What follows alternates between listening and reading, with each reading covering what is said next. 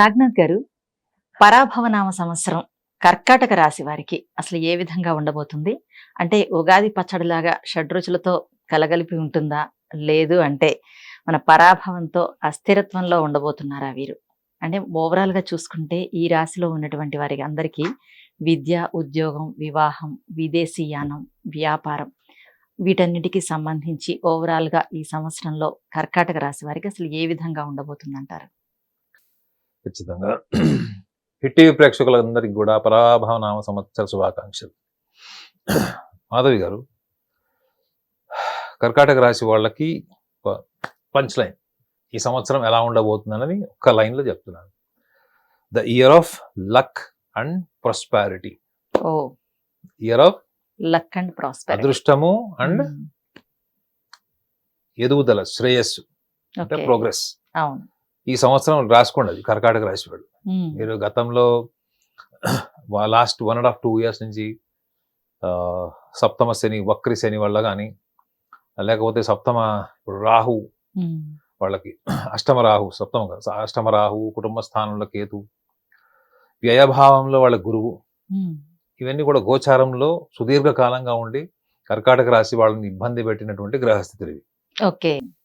అంటే ముఖ్యంగా మే మాసం 2025 నుంచి వాళ్ళు ఎదుర్కొంటున్నటువంటి పెద్ద సమస్య ఆర్థిక పరమైంది, కుటుంబ పరమైంది, భాగస్వామిది, ఆయుష్, ఆరోగ్యం.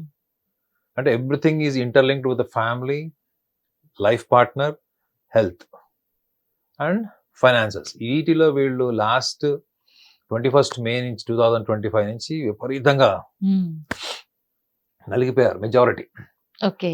ఈ సంవత్సరంలో ఈ గ్రహస్థితిలో ముఖ్యంగా జూన్ 2వ తారీఖు నుంచి 30వ తారీఖు అక్టోబర్ వరకు వాళ్ళకి గురువు స్వరాశిలోకి వస్తాడు, అంటే సొంత స్వీయ రాశిలోకి వచ్చేస్తాడు, అంటే కర్కాటక రాశిలోకి వస్తాడు. అంటే జూన్ నుంచి అక్టోబర్ వరకు వాళ్ళకి, అంటే నార్మల్గా అది వ్యక్తిగత జాతకం కింద చూస్తే ఉచ్చస్థానం అని చెప్పచ్చు. గోచారంలో ఉచ్చ నీచలు ఉండవు. ఓకే. కాకపోతే మంచి భావంలో ఉన్నాడు గురువు, ఇప్పుడు మంచి రాశి భావం బాగుందని చెప్పచ్చు. సో ఇప్పుడు వీళ్ళకి 2వ తారీఖు నుంచి అక్టోబర్ వరకు వీళ్ళకి కర్కాటక రాశి వాళ్ళకి ఏంటి అంటే షష్టమ భాగ్యాధిపతి, అంటే 6th and 9th లార్డ్. ఈ 6వ అంటే వీళ్ళ శత్రువులని వీళ్ళు గెలుస్తారు. ఫస్ట్ ఈ ఇయర్ స్టార్టింగ్ లో వీళ్ళు చూసేటువంటి ఒక సెన్సేషనల్ రిజల్ట్ ఏంటంటే the win over rivals. Okay. శత్రుజయం. అది లిటిగేషన్, ప్రాపర్టీస్ కి సంబంధించి కావచ్చు, ఆంతరికంగా ఉన్నటువంటి శత్రువులు కావచ్చు, అంటే సంస్థల్లో కావచ్చు, వ్యాపారంలో కావచ్చు, రాజకీయ రంగంలో ఉన్నటువంటి వాళ్ళు కూడా కావచ్చు. ఫస్ట్ శత్రుజయం. వీళ్ళతో ఇన్ని రోజులు ఎవరైతే వీళ్ళకి ప్రాబ్లం క్రియేట్ చేశారు, వీళ్ళని పరేషాన్ చేశారంటారు, వీళ్ళని పరేషాన్ చేశారు ఎవరెవరు వాళ్ళందరూ కూడా ఇప్పుడు వీళ్ళ దగ్గరికి కాళ్ళ దగ్గర రావాల్సిందే. అంటే అంత పవర్ఫుల్ పొజిషన్కి వెళ్తారు వీళ్ళు.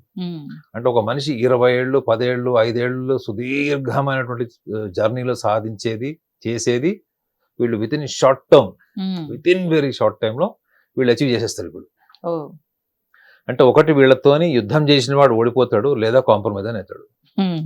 నేను నీకు ఎదురొచ్చినా నీకే సమస్య, నువ్వు నాకు ఎదురొచ్చినా నీకే సమస్య. టైం స్టార్ట్ అవుతుంది వీళ్ళకి ఎప్పుడు, మే ఎండింగ్ నుంచి. ఓకే. అదేనండి.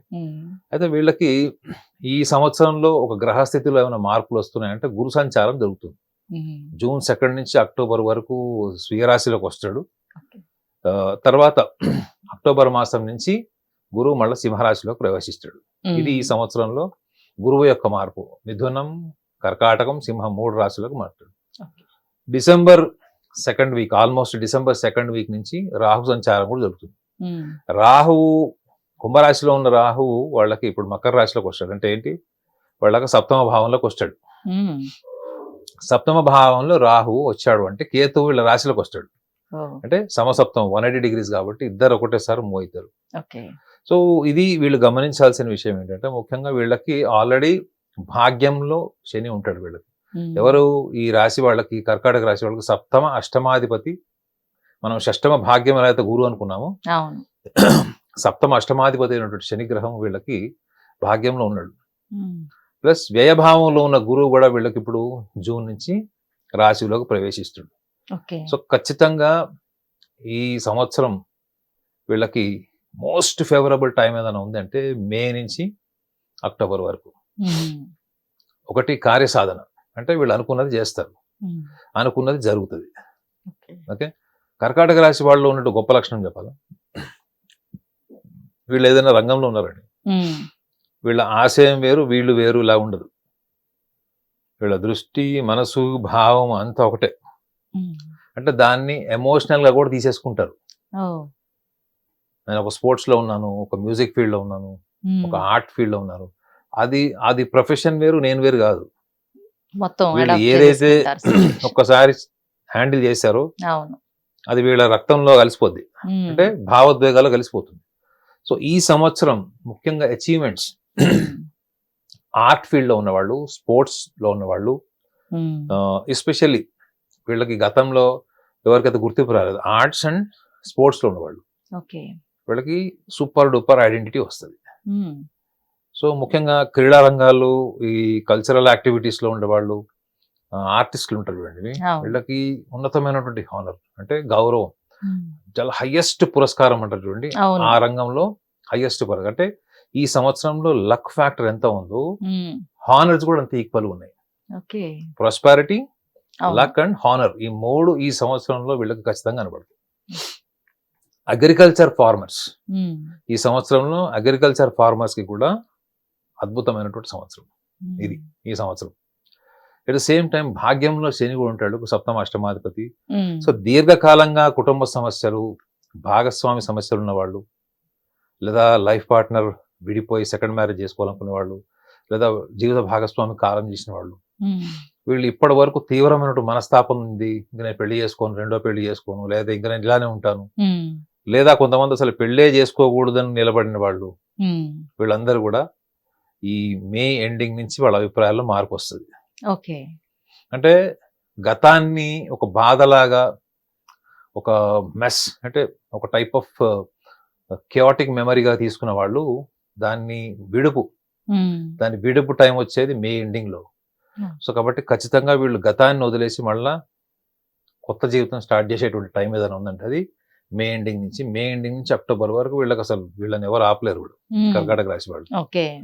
స్టూడెంట్స్, విద్యార్థులకు సంబంధించి, విద్యార్థులు కష్టపడి చదువుకున్నది వాళ్ళకి ఉద్యోగాలు రావట్లేదు, వచ్చిన ఉద్యోగాలు స్థిరంగా నిలబడట్లేదు. దిస్ ఇస్ వండర్ఫుల్ టైం వీళ్ళకి. సో స్టూడెంట్స్ కి, ఎంప్లాయీస్ కి, ఫార్మర్స్ కి, స్పోర్ట్స్ అండ్ కల్చరల్ యాక్టివిటీస్, వీళ్ళంతమందికి ఈ సంవత్సరం ఒక ప్రోగ్రెసివ్ ఇయర్ అంటే ఇంకేం కావాలి వాళ్ళకి.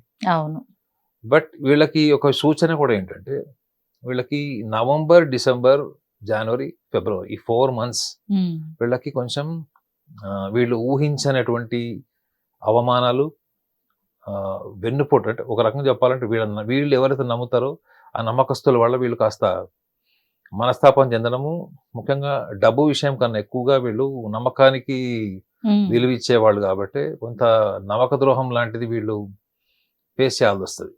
సో గుడ్డిగా నమ్మకంతో వెళ్ళడం తప్పదు అనుకున్నప్పుడు, మన స్వభావమే అది, పుట్టుక నుంచి మన స్వభావం అయినప్పుడు నమ్మకంతో పాటు ఏనుగు ఒక కన్ను మూసుకొని నిద్రపోద్దట, పడుకునేటప్పుడు ఒక కన్ను తీసే ఉంటుందంట. ఎంత నమ్మకంతో ఉంటారో మీరు, నమ్మకంతో ఉండలేము అంటే కూడా మీరు అలానే ఉండండి. నమ్మకంతో పాటు at the same time you keep observing, general గా చేస్తారు వాళ్ళు. కానీ ఒకసారి రిలేషన్స్ లో ఉన్నప్పుడు చెప్పా కదా, వీళ్ళు రిలేషన్స్ ని ఎలా తీసుకుంటారు, వీళ్ళ అంబిషన్ గోల్స్ ని కూడా వీళ్ళు అలానే ఎమోషనల్ తీసుకుంటారు. సో కాబట్టి వీళ్ళు ఈ విషయంలో మాత్రం ముఖ్యంగా నవంబర్, డిసెంబర్, జనవరి, ఫిబ్రవరి మంత్స్ మాత్రం వీళ్ళకి మోస్ట్ అన్ఫేవరబుల్ టైం. పెద్ద పెద్ద లోన్స్ తీసుకొని ఇల్లు కొనుక్కోవడం, అడ్వెంచరస్ రిస్క్ లోన్స్ కానీ, ఇన్వెస్ట్మెంట్స్ కానీ ఆ టైంలో చేయకూడదు. ప్లస్ మనం ఇప్పుడు గృహం అంటాం కదా, మనం ఇల్లు కొనుక్కోవాలి, చాలా మంది ఇల్లు కొనుక్కోవాలనుకుంటున్నారు, మనం ఇల్లు కొనుక్కోగలుగుతామా లేదా, కొంతమంది ఇల్లు కొనుక్కోవడానికి ధైర్యం చేయలేని వాళ్ళు. కర్కాటక రాశి వాళ్ళు ఎట్లా ఉంటారు, ఫుల్ ఫైనాన్షియల్ క్లారిటీ ఉంటేనే రిస్క్ తీసుకుంటారు, very very meticulous, very calculative. వాడిని వీడిని అడిగి తీసుకొని ఈ సంవత్సరం ఈఎంఐ వాడితో తీసుకుని కడదాం, పొలాలు అమ్మేసి కడదాం. They are very clear about their investments. ఉన్న దాంట్లోనే ఉంటారు తప్ప రిస్క్ తీసుకొని వాళ్ళ దగ్గర వీళ్ళ దగ్గర నిందలు పడి చేతులు కట్టుకొని అలా ఇష్టపడరు వాళ్ళు. ఓకే. చాలా స్వాభిమానం ఫీల్ అవుతారు. సో ఇల్లు కొనుక్కోవాలనుకున్న వాళ్ళు, సొంత ఇల్లు ఆల్రెడీ ప్లాట్ ఉంది, కన్స్ట్రక్షన్ చేసుకోవాలనుకుంటే మాత్రం ఖచ్చితంగా మే ఎండింగ్ నుంచి వాళ్ళ అడుగులు ముందుకు వెళ్ళిపోతాయి, ఆటోమేటిక్గా వెళ్తాయి. వీళ్ళు ఊహించినటువంటి ఆర్థిక పరమైనటువంటి అంటే వనరులు, అవును. రీసోర్సెస్ కూడా వీళ్ళకి జనరేట్ అయ్యేది అప్పుడే. ఓకే. సో ఈ సంవత్సరంలో వీళ్ళకి ఏదన్నా ఒకటి కొంచెం వీళ్ళు కొంచెం బాధాకరమైనది లేదా వీళ్ళకి లాభదాయకమైనది లేదు అనుకుంటే మాత్రం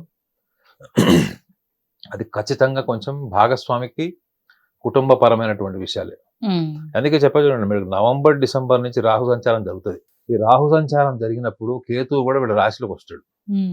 సో ఖచ్చితంగా కర్కాటక రాశిలో పుట్టిన వాళ్ళు, ఈ ఫర్టిలిటీ ఇష్యూస్ ఉన్న వాళ్ళు, ఓకే. వాళ్ళకి ఇంకా స్ట్రెస్ పెరిగే ఛాన్స్ ఉంటుంది, ఎస్పెషల్లీ ఫర్ కర్కాటక రాశిలో ఉన్న విమెన్. అది మగవాళ్ళకి అనుకోండి, ఈ స్పర్మ్ కౌంట్ అంటారు కదా, అవును, పొటెన్సీ, అవును. వీటికి సంబంధించిన సమస్యలు కూడా వచ్చే ఛాన్స్ ఉంటుంది. అంటే health indication, health anything related to the fertility, okay. భాగస్వామితోని ఉండే సమస్యల్లో ఫర్టిలిటీ ఇష్యూస్ అన్ని కూడా వీళ్ళకి ఈ నవంబర్ డిసెంబర్ నుంచి ఈ 4 months వీళ్ళు సివియర్ గా సఫర్ అవుతారు వీళ్ళు. ఓకే. సో కొంతమందికి చూడండి మిస్క్యారేజ్ అవ్వడము, అబ్డామినల్ అవును. డిజార్డర్స్, అబార్షన్స్ ఇట్లాంటివి. సో ఇది కూడా వీళ్ళకి సూచనప్రాయంగా ఉంటుంది. కాబట్టి వాళ్ళు ముందుగానే జాగ్రత్తలు తీసుకొని ఆరోగ్యం మీద వీళ్ళు కొంచెం శ్రద్ధ చూపించడం, లేదా ఆ టైంలో వీళ్ళు పిల్లల కోసం వెళ్ళాలనుకున్నప్పుడు జాబ్ మానేసి స్ట్రెస్ కి ఏదైతే కారణం అవుతుందో ఆ యాక్టివిటీస్ ని వీళ్ళు కనుక అవాయిడ్ చేస్తే దాని నుంచి వీళ్ళు బయటపడినట్టే. కాబట్టి ఓవరాల్ గా కర్కాటక రాశి వాళ్ళకి పరాభవ నామ సంవత్సరంలో అన్ని విజయాలే. Okay sir. అయితే మీరు కర్కాటక రాశి వారిని చాలా సున్నితమైన మనస్తత్వం కలవాళ్ళు అని కూడా చెప్పారు. అవును. అయితే వీరికి ఏమైనా కుటుంబ కలహాలు కానివ్వండి, ఈ అనారోగ్య సమస్యలు కానివ్వండి, అంటే అనివార్యమైన నష్టాలు, ఇవన్నీ ఏమైనా ఈ సంవత్సరంలో సంభవించే అవకాశాలు ఏమైనా ఉన్నాయంటారా? నేను చెప్పా కదా ఇప్పుడు నవంబర్ డిసెంబర్ టైం నుంచి వీళ్ళకి కొంచెం, ఇప్పుడు మనకు టైం బాగున్నప్పుడు, మనం ప్రతిదీ మనకి అనుకూలంగా ఉన్నప్పుడు, మనం ఇట్లా ఫ్లయింగ్ డిస్క్ లాగా వెళ్తున్నప్పుడు మనం చాలా ఆప్టమిస్టిక్ గా ఉంటాం, లైఫ్ లో అన్ని అయిపోతాయి, మనం చేయలేనిది ఏదే అనుకుంటాం. కానీ అది కరెక్ట్ టైం ఏంటంటే వీళ్ళకి నవంబర్ ఎండింగ్ డిసెంబర్ నుంచి 4 months. ఎస్పెషల్లీ వీళ్ళకి జరగబోయేది ఏమన్నా సమస్య ఉంది అంటే పార్ట్నర్ ఇష్యూసే ఉన్నాయి, life partner issues and fertility, అంటే పంచమ భావం, పిల్లలకు సంబంధించింది డిలే అవ్వడం. కొంతమంది 10 ఏళ్ల నుంచి పిల్లలు ఉండరు వాళ్ళకి పెళ్ళైనా కానీ. సో ఇటువంటి సమస్యలే వీళ్ళకి చాలా తీవ్రమైనటువంటి స్థాయికి వెళ్తాయి. So more related to the fertility, family ఇష్యూసే వీళ్ళకి ఎక్కువగా ఉంటాయి. సో వీళ్ళు ఒక సూచన ఏంటంటే కర్కాటక రాశి వాళ్ళకి ఫ్యామిలీ టాప్ ప్రయారిటీ. ప్రపంచంలో అత్యున్నతమైన పురస్కారం వచ్చినా ఫస్ట్ మా ఫ్యామిలీ మెంబర్స్ పక్కన ఉండాలి, వాళ్లే చూడాలని కోరుకుంటారు. తర్వాత స్నేహితులు, సమాజం, అది వేరే విషయం. నెక్స్ట్ డే మర్చిపోతారు వీళ్ళు. కానీ వాళ్ళు మర్చిపోలేనిది ఏంటంటే వాళ్ళకి అంత పురస్కారం జరిగినప్పుడు వీళ్ళు బాగా ఇష్టపడిన బంధువు రాలేదనుకోండి, దాన్ని చూసి బాధపెడతారు, ఆ పురస్కారం మర్చిపోతారు. అంటే వీళ్ళకి కనిపించినటువంటి చిన్నపిల్లల మనస్తత్వం, అమాయకత్వము, సున్నితత్వం ఉంటుంది వీళ్ళకి. So hyper sensitivity is one of the major reason for the stress. ఇప్పుడు ఈవెన్ డాక్టర్స్ కూడా చాలా మంది చెప్తున్నారు. సో వీళ్ళు అనుభవం వచ్చిన తర్వాత చాలా రాటు తేలుతారు, చాలా కఠినంగా ఉంటారు. కానీ వీళ్ళ యవనంలో ఉన్నప్పుడు చాలా సున్నితంగా ఉంటారు, అది గ్రంథాల్లో రాసి ఉంటుంది. సో వీళ్ళకి ఈ టైంలో ఏదైతే ఇప్పుడు డిసెంబర్ మాసం నుంచి ఏదైతే డ్యూరేషన్ చెప్పాను, ఈ 4 months ఆఫ్ డ్యూరేషన్ లో వీళ్ళు ఫర్టిలిటీ ఇష్యూస్ అన్నది ఏ కారణాల వల్ల వీళ్ళకి ఈ ఫర్టిలిటీ ఇష్యూస్ వస్తున్నాయి అన్నది, అది ఏదో కారణం, ఎంప్లాయ్మెంట్ కావచ్చు, బిజినెస్ కావచ్చు, ట్రావెలింగ్ వల్ల కావచ్చు, ఏ కారణం వల్ల వస్తుంది అన్నది ఆ యాక్టివిటీని వీళ్ళు డిస్కనెక్ట్ చేసుకోవాలి. ఎందుకంటే కర్కాటక రాశి వాళ్ళకి పిల్లలు లేరు లేదా వాళ్ళకి ఇష్యూ ఉందనుకుంటే మాత్రం వాళ్ళకి మిగతాది ప్రపంచంలో ఉన్న సిరి సంపదలు అన్ని తెచ్చిచ్చినా కానీ వాళ్ళకి సంతృప్తి ఉండదు.